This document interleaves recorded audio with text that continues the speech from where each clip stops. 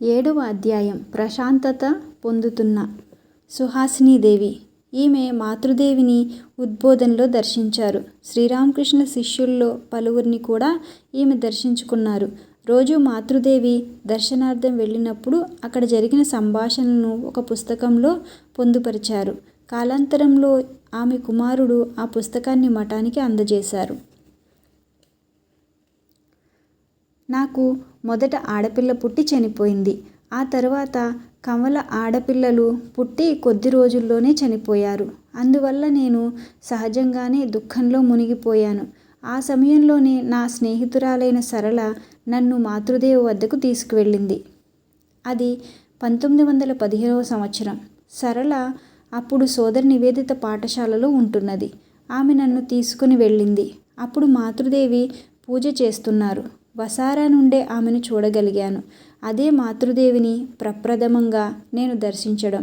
మాతృదేవి ప్రగాఢ ధ్యానమగ్నురాలై ఉన్నారు. చెప్పుకోదగ్గ అందగత్తె కారు ఆమె. కానీ ఆమె ముఖంలో దివ్య తేజస్సు శోభిల్లుతోంది. అవ్యాజ కరుణామృతం ఆమె ముఖం నుండి జాలువారుతోంది. కాసేపటి తరువాత మాతృదేవి కళ్ళు తెరిచారు. పువ్వులు, నైవేద్యం సమర్పించి ఏకాగ్రచిత్తులై పూజ చేశారు. ఆమె పూజ ముగించి వసారాలోకి వచ్చిన పిదప మేం వెళ్ళి ఆమెకు ప్రణమిల్లాం. ఈమె ఎవరు అని మాతృదేవి సరళను అడిగారు. నా తల్లిదండ్రులు నా గురించి చెప్పి, ఈ మధ్యనే ఈమె కమల పిల్లలు చనిపోయారు. ఎంతో దుఃఖంలో ఉంది. అందుకే మీ వద్దకు తీసుకువచ్చాను అంది సరళ కారుణ్యపూరిత స్వరంలో. ఓహ్ నా తల్లి అంటూ మాతృదేవి నా తలను స్పృశించి ఆశీర్వదించి, వీలు దొరికినప్పుడల్లా ఇక్కడకు వస్తూ ఉండు అన్నారు. గోలాప్మాను పిలిచి ప్రసాదం ఇవ్వమన్నారు. చేతులు కడుక్కొని చరణామృతం పుచ్చుకోమన్నారు. కాసేపయ్యాక మేం బయలుదేరాం. మళ్ళీ రా అమ్మాయి, గురుదేవులు నీకు మనశ్శాంతి చేకూరుస్తారు, మళ్ళీ రా అన్నారు మాతృదేవి. సంధ్యా సమయంలో మాతృదేవి దుర్గా దుర్గా, శివ శివ, లక్ష్మీనారాయణ, హరిబోల్ హరిబోల్, గురుదేవ గురుదేవ, రాధాశ్యామ్, గంగా గంగా, బ్రహ్మచారి, భగవంతుడే జలమై ప్రవహించే నది అయిన గంగ, గోవింద గోవింద, జైమా జగదంబ అంటూ భగవన్నామాలను ఉచ్చరించేవారు. ఒకరోజు భక్తుడొకరితో మాతృదేవి, సదా గురుదేవుల ఉపదేశాలు జ్ఞాపకం ఉంచుకో, మనసు దానంతట అదే ప్రశాంతతను పొందడం చూస్తావు అని చెప్పారు.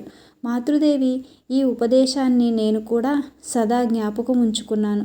జీవితంలో దుఃఖము, కష్టము ఎదురైనప్పుడల్లా మాతృదేవి ఈ ఉపదేశాన్ని మననం చేసుకుంటాను. అందువలన ప్రశాంతత, శక్తి పొందుతున్నాను. ఒకరోజు నేను వెళ్ళేసరికి మాతృదేవి గదిలో పలువురు భక్తురాండ్రు కూర్చొని ఉన్నారు. నన్ను చూడగానే వికసిత వదనంతో ఆమె, రా అమ్మాయి రా, ఈరోజు నీ కుమార్తెను తీసుకురాలేదా? ఇంట్లో అంతా క్షేమమే కదా అని అడిగారు. నేను, అవునమ్మా, అందరూ కులాసాగానే ఉన్నారు. నా కుమార్తెను తీసుకువస్తే మీకు ఇబ్బందిగా ఉంటుంది, ఇతరులకు విసుగ్గా ఉంటుంది. అందువలన మీతో ఎక్కువసేపు గడపలేకపోతున్నాను. అందుకే తీసుకురాలేదు. మాతృదేవి, ఇవేం మాటలమ్మా, నాకు ఇబ్బందా? అలా ఏమీ నాకు అనిపించడం లేదు. చిన్నపిల్లలకు చిలిపి చేష్టలు తప్పవు కదా. రాధును చూస్తున్నావు కదా, ఆమె చిలిపి చేష్టలు తక్కువ ఏమిటి? ఆమె తల్లి పూర్తిగా ఒక పిచ్చిది. మొండితనం, కొట్లాట అన్నీ నాపైనే చూపిస్తుంది. ఎంత మొండితనం! పంచదార తడిగా ఉంటే ఆరబెట్టి తింటాను, పొడిగా ఉంటే తడిపి తింటాను అన్నట్లుగా ఉంది ఆమె మొండితనం. ఏదో రకంగా మొండితనం తగ్గిన వెంటనే బిగ్గరగా అరవడం మొదలుపెడుతుంది. నన్ను ఎంతగా కొట్టి ఉంటుందో తెలుసా? ఈమె నన్ను ఎలా ఇబ్బంది పెట్టడం చూసి మా అమ్మ, సొంత కడుపున ఎవరూ పుట్టింది లేదు, ఎవరో కన్న పిల్లల నుంచి కలిగే ఇబ్బందులు నన్నింటినీ సహించి నువ్వు ఎలా నవ్వులు చిందిస్తూ ఉండగలుగుతున్నావు అనేవారు. ఎంతో కోపగించుకునేవారు. మాతృదేవి కాసేపు మౌనంగా ఉండిపోయారు. ఒక భక్తురాలు, అమ్మా, ఒకవేళ ఇప్పుడు మీ అమ్మగారు బ్రతికి ఉంటే ఇంకా ఎంత ఆందోళన చెందేవారో కదా. ప్రస్తుతం ఎందరో పిల్లలు అమ్మా అమ్మా అంటూ మీ వద్దకొచ్చి ఎన్నో ఇబ్బందులు పెడుతున్నారు. మీ కడుపున పుట్టలేదు, మేము మీ బిడ్డలం కామా? ఈ మాటలు విని మాతృదేవి నిటారుగా కూర్చున్నారు. గంభీర ముద్ర వహించారు. పిదప కాస్త బిగ్గరగా ఇలా అన్నారు. ఏమంటున్నావు? మీరు నా కడుపున పుట్టలేదా? మరి ఎవరి కడుపున పుట్టారు? నా బిడ్డలు కారా? మరి ఎవరి పిల్లలు? నేను తప్ప మరో తల్లి ఉందా ఏమిటి? స్త్రీలందరిలోనూ నేనే ఉన్నాను, తల్లులందరిలోనూ నేనే నెలకొని ఉన్నాను. ఎక్కడి నుంచి ఎవరు వచ్చినా అందరూ నా బిడ్డలే. ఇది ముమ్మాటికి నిజం. దీన్ని అర్థం చేసుకో. అమ్మ అని సంబోధిస్తూ వచ్చేవారందరూ నా బిడ్డలే. నరేన్, రాకాల్, శరత్, యోగిన్, నిరంజన్, గిరీష్ బాబు, నివేదిత వీరందరినీ చూసి మా అమ్మ కూడా ఈ నిజాన్ని గ్రహించింది. వారంతా నన్ను అమ్మ అని సంబోధించడం చూసి మా అమ్మ ఎంతో ఆనందించేవారు. ఆహా, నా ప్రార్థనను నా తల్లి దుర్గా ఇప్పుడు ఆలకించింది. నా శారదకు ఎందరు బిడ్డలమ్మా? వారు నన్ను అమ్మమ్మ అని పిలిచినప్పుడు నా హృదయమే ద్రవించిపోయేది. వారు ధీమాగా నా వద్దకొచ్చి అన్నం పెట్టమన్నప్పుడు, మాట్లాడేటప్పుడు నాకెంత ఆనందంగా ఉంటుందో తెలుసా? అది వర్ణనాతీతం అనేవారామె. వారందరికీ మరమరాలు, లడ్డూలు వంటివి ఆనందంగా పంచిపెట్టేవారు. వారు కేరింతలు కొడుతూ సంతోషంగా తినేవారు. అది చూసి పొంగిపోయిన సంతోషంతో మా అమ్మ నవ్వేవారు. ఆమె ముఖంలో ఎటువంటి తృప్తి తాండవించేదో తెలుసా? అప్పుడు ఇంతమంది ఆడవారు లేరు. జయరాంబాటికి ఇంతమంది స్త్రీలు వచ్చేవారు కారు. జయరాంబాటికి స్త్రీలు రావడం ప్రారంభమయ్యేసరికి మా అమ్మ గతించింది. ఏది ఏమైనా తాను చనిపోవడానికి ముందుగా నా మాతృత్వాన్ని చూసిన మా అమ్మ సంతోషంగానే వెళ్ళిపోయింది. మాతృదేవిని ఈ ప్రశ్న అడిగిన భక్తురాలు తప్పకుండా మానసికంగా క్షోభ చెంది ఉంటుందనే చెప్పాలి. మాతృదేవి మాట్లాడడం ఆపగానే ఆమె మాతృదేవి పాదపద్మాలు పట్టుకుని విలపించసాగింది. అప్పుడు మాతృదేవి ఆమె తల నిమురుతూ, అమ్మాయి, అన్నింటినీ అవగతం చేసుకునే తరుణం ఇంకా ఆసన్నం కాలేదు. అందుకే కదా నా బిడ్డలు మూర్ఖంగా మాట్లాడుతున్నారు. సముచిత సమయం రాగానే అన్నీ అర్థమవుతాయి అని చెప్పారు. అసలు విషయం ఏమిటంటే మీరు కన్న బిడ్డలం కాము అని చెప్పడం మాతృదేవి జీర్ణించుకోలేకపోవడమే. ఆ భక్తురాలు తనను క్షమించాల్సిందిగా మాతృదేవిని పదే పదే వేడుకొన్నది. క్షమాగుణంతో మూర్తీభవించిన మాతృదేవి కూడా నవ్వుతూ ఆమెకు అర్థమయ్యేలా అంతా వివరించారు. ఈ దృశ్యం చూసి కంటతడి పెట్టని వారు అక్కడ ఎవరూ లేరు. కాసేపయ్యాక మాతృదేవి ఇలా అన్నారు. ఇలా చూడమ్మా, సమస్తాన్ని అంత సులువుగా గ్రహించడం సాధ్యమా? సంసార జీవితంలో ఎన్ని కష్టాలో చూడు. ఈ క్లేశాలను చూసే కదా భగవంతుడు మళ్ళీ మళ్ళీ దిగివస్తాడు. కానీ అవతార పురుషుడిగా దిగివచ్చిన భగవంతుణ్ణి ఎందరు తెలుసుకోగలుగుతారు? ఎంతమంది గ్రహించగలరు? వారు నిష్క్రమించిన తరువాత క్రమంగా గ్రహించగలుగుతారు. తాము జగజ్జనని అవతారమని మాతృదేవి సూచనగా తెలుపుతున్నారా? ఆమె లోకానికి మాతృదేవి అని ఇప్పుడు అందరూ అర్థం చేసుకోలేకున్నారు. క్రమక్రమంగా అర్థం చేసుకోగలరా? తరువాత ఆ రోజు మరే సంభాషణ జరగలేదు. ఒకంతసేపయ్యాక మాతృదేవికి ప్రణమిల్లి సెలవు పుచ్చుకున్నాము. 4-5 రోజులు వరుసగా మాతృదేవిని చూడకపోతే మనస్సు ఏదోలా అయిపోయేది. ఒకరోజు నా కుమార్తె శాంతిని తీసుకుని మాతృదేవి ఇంటికి వెళ్ళాను. అప్పుడు ఆమె కాళ్ళు చాపుకొని నేల మీద కూర్చుని ఉన్నారు. ఒక భక్తురాలు ఆమె పాదాలు ఒత్తుతూ ఉంది. నన్ను చూడగానే, రా అమ్మాయి, ఈరోజు శాంతి కూడా వచ్చిందే అన్నారు నవ్వుతూ. శాంతి మాతృదేవికి ప్రణమిల్లగానే ఆమె చుబుకాన్ని స్పృశించి ఆశీర్వదించారు మాతృదేవి. ఆ తర్వాత ఇలా అన్నారు. పిల్లల్లో భగవంతుని సాన్నిధ్యం ఉంటుంది. వారిలో భగవంతుని అభివ్యక్తీకరణ ఎక్కువ. ఎందుకంటే వారంతా కల్లాకపటం లేనివారు, కల్మషరహితులు, పవిత్రులు. అందువల్లే గురుదేవులు చిన్నపిల్లవాని మనసుతో పిలిస్తే దేవి పరుగెత్తుకుంటూ వస్తుంది అనేవారు. ఇలా అని ఆమె మౌనం వహించారు. ఆమె అంతర్ముఖులైనట్లు కనిపించారు. కాసేపు తర్వాత మళ్ళీ ఇలా అన్నారు. ఆహా, గురుదేవులు అలాగే ఉండేవారు. సమస్తాన్ని మరిచి అమ్మా అమ్మా అంటూ దేవిని పిలిస్తే ఆమె పరుగున వస్తుంది. తమ స్వీయ అనుభవం ద్వారా లోకానికి నిరూపించి చూపారు. మీరందరూ మాతృమూర్తులు. మీరే చెప్పండి. మీరు ఏ పనిలో లీనమైపోయి పనిచేస్తున్నప్పటికీ మీ బిడ్డ అమ్మా అమ్మా అంటూ ఏడుస్తూ విలపిస్తే మీరు కేవలం చూస్తూ ఉండిపోతారా? ఆ పని అలాగే వదిలిపెట్టి పరిగెత్తుకుంటూ వచ్చి బిడ్డను 2 చేతులు చాచి ఎత్తుకుని హృదయానికి హత్తుకోరా? మాతృదేవి ఇలా చెప్పడం విని మేమందరం నవ్వాం. ఆమె కూడా నవ్వి ఏం నేను సరిగ్గా చెప్పలేదా అని అడిగారు. మేము నవ్వుతూ సరిగ్గానే చెప్పారమ్మా అన్నాం. ఇంటి పనుల ఒత్తిడి వలన మాతృదేవి వద్దకు తరచూ వెళ్ళలేకపోయాను. అందువలన మనస్సు ఎంతో ఆవేదనకు గురైంది. ఒకరోజు ఇది గమనించి మాతృదేవి నాతో ఇలా అన్నారు. అమ్మాయి, ఎందుకు కలత చెందుతావు? సంసార భారాన్ని కూడా గురుదేవులే కదా ఇచ్చారు. సంసారపు పనులు చేయడం మీ కర్తవ్యం. పనులు పూర్తయినప్పుడే కదా ఇక్కడకు రావడం సాధ్యం. సుధీర, సుమతి, సరళ వీరందరినీ చూశావు కదా. వీరు కూడా అంతే కదా. పనులు పూర్తి చేసుకునే కదా ఇక్కడకు వచ్చేవారు. కోరినంత మాత్రాన అంతా జరిగిపోతుందా తల్లి? కోరికలు ఈడేరటం మన చేతుల్లో లేదు. భగవత్ సంకల్పానుసారమే అంతా జరుగుతుంది. 4-5 రోజులు గడిచాక మాతృదేవి దర్శనానికి వెళ్ళాను. నాడు సెలవు రోజు. ఒంటరిగానే వెళ్ళాను. అప్పుడు మాతృదేవి గదిలో చాలామంది ఉన్నారు. నేను ప్రణమిల్లగానే నవ్వుతూ నా జుబుకం స్పృశించి కూర్చో అమ్మా అన్నారు మాతృదేవి. సరళ, సుధీర కూడా ఉన్నారు. తమ పక్కన కూర్చోవడానికి వారు చోటిచ్చారు. ఆ రోజు మాతృదేవిని ఏదో అడగాలనుకున్నావు కదా, ఏమిటది అని నన్ను అడిగింది సుధీర. అందుకు నేను అదేమంత ముఖ్యమైన విషయం కాదు. నాడు మాతృదేవి పిల్లలను గురించి చెప్పారు. కొందరు పిల్లలు మందకొడిగా ఉంటారు. వారిలో ఉత్సాహాన్ని పెంపొందించడం ఎలా? వారిని కూడా మామూలు పిల్లల్లా పెంచడం ఎలా? ఈ విషయాలు అడగదలుచుకున్నాను అని చెప్పాను. అది విని మాతృదేవి నవ్వుతూ ఇలా అన్నారు. ఇదేం చోద్యమమ్మా, మీరందరూ మాతృమూర్తులు కదా. పిల్లల మనస్తత్వం ఎలా గ్రహించాలో నేను మీకు నేర్పాలా?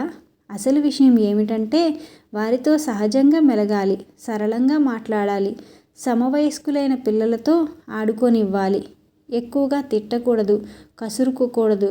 ఎక్కువగా గద్దించడం వలన, కొట్టడం వలన పిల్లలు మరింత మందకొడిగా తయారవుతారు, మీకు దూరం అవుతారు. చెప్పవలసింది ప్రేమగా చెప్తే వారు సులభంగా గ్రహిస్తారు. వారు ఏమైనా ప్రశ్నించినప్పుడు గదమాయించో బెదిరించో అడ్డు తగలరాదు. గదమాయించడమో భయపెట్టడమో చేస్తే వారు ఏదీ వినరు. అలా చేస్తే వారి మనసులు కూడా స్వాభావికంగా వికసించకపోవడం కద్దు. ఒకరోజు ఒక భక్తురాలు మాతృదేవిని ఇలా అడిగింది. అమ్మా, కామినీ కాంచన పరిత్యాగాన్ని గురుదేవులు పదే పదే వక్కాణించి ఉన్నారు. సంసార జీవితం గడుపుతున్న వారంతా భార్యా బిడ్డలను, బంధుగణాన్ని వదులుకుంటే వారి గతి ఏమవుతుంది? సంసార జీవితం గడుపుతున్నందువలన గురుదేవులు మమ్మల్ని ప్రేమించక వదిలివేస్తారా? గృహస్థుడు, సన్యాసి, ఆడ, మగ ఇలా అందరినీ సృజించింది ఆయనే కదా. మాకు ఆయన కృపాకటాక్షం లభించకుండా పోతుందా? ఈ ప్రశ్నతో మాతృదేవి ఒకంత గంభీరంగా ఇలా అన్నారు. అదేం మాటలమ్మా, సంసారంలో ఉంటే గురుదేవుల ప్రేమ, ఆప్యాయత, అనుగ్రహం లభించదా? ఇటువంటి ఆలోచన నీకెలా వచ్చింది? ఇది సత్యదూరం. సన్యాసుల కంటే గృహస్థుల గురించే ఆయన ఎక్కువగా ఆరాటం చెందారు. వారు దుఃఖంలో అలమటిస్తున్నారు, ఎన్నెన్నో కష్టాలు భరిస్తున్నారు, సంసారం నుండి బయటపడాలని తపించిపోతున్నారు. కానీ పాపం బయటపడలేకున్నారు. అనేకులు భగవంతునికై పరితపిస్తున్నారు. కానీ సంసారం అనే వలలో చిక్కుకొని బయటపడలేక ఉక్కిరి బిక్కిరి అవుతున్నారు అనేవారు గురుదేవులు. ఆయన ఎలా ప్రార్థించారో నీకు తెలుసా? గృహస్థుల దుఃఖం అంతులేనిది.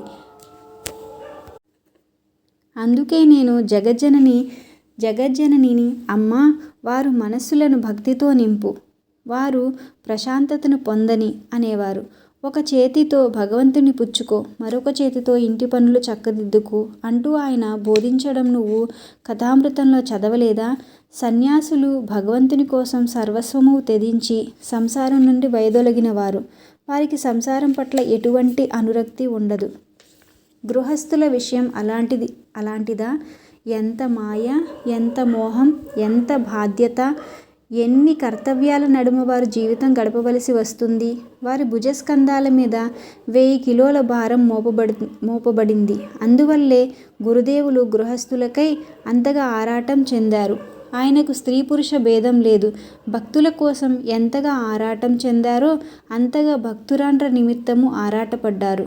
గురుదేవులు మిమ్మల్ని ఎంతగానో అభిమానిస్తున్నారమ్మా. ఈ సంగతి సదా జ్ఞాపకం ఉంచుకో. ఒకరోజు ఒక భక్తురాలు మాతృదేవిని ఇలా ప్రశ్నించింది. అమ్మా, మేం సంసారులం. కుటుంబంలో ప్రతి ఒక్కరి అవసరాలను, కష్టాలను తీర్చడంతోనే అలసిపోతున్నాం. గురుదేవులను స్మరించడానికి 5 నిమిషాలు కూడా తీరిక లేకున్నది. మా గతి ఏమిటి? ఆయన కృప మాకు లభించదా? మాతృదేవి: తప్పక లభిస్తుందమ్మా. ఆయన అంతర్యామి.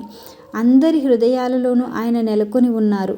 నువ్వు మనసారా ప్రార్థిస్తే ఆయన తప్పక దాన్ని అర్థం చేసుకుంటారు. అంతేకాదు, కుటుంబంలో పని అని చెప్పావు. ఆ పనులు నువ్వు చేస్తున్నావు. ఆయనే కదా చేస్తున్నారు.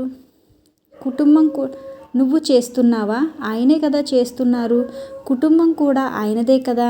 ఆయన సంకల్పం లేకుండా ఏదైనా జరుగుతుందా? చెట్టు ఆకు కూడా ఆయన సంకల్పం లేకుండా కదలదు.